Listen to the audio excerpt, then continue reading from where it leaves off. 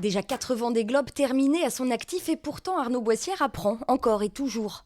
À bord de son IMOCA tout juste sorti du chantier, le Vendéen d'adoption reprend ses marques. On va réapprendre aussi à naviguer parce que du fait que l'étrave a un peu changé, on va réapprendre à naviguer avec cette petite étrave.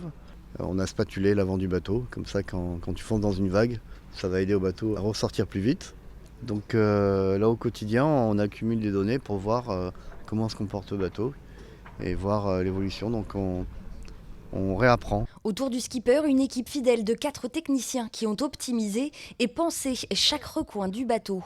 On a mis un petit siège là, parce que je suis pas très grand.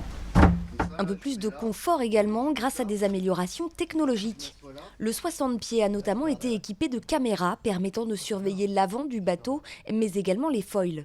Quand on est penché de ce côté-là, le foil on voit très mal, tu vois, ça va trop vite. Donc la caméra, ça nous aide à voir un peu mieux. J'ai jamais eu un bateau aussi performant.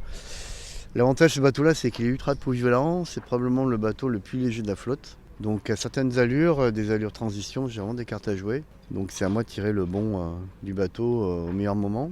J'ai du temps pour pouvoir progresser jusqu'au Vendée Globe. Car l'objectif est bien là, boucler un 5e Vendée Globe.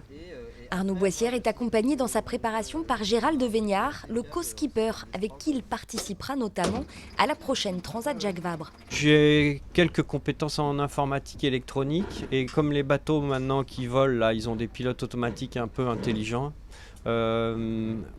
J'essaie de faire l'interface entre ceux qui créent les algorithmes de pilotage et ceux qui les utilisent. Gérald reposera sa casquette de navigant pour remettre celle de technicien à terre pour suivre Arnaud lors du prochain Everest des mers.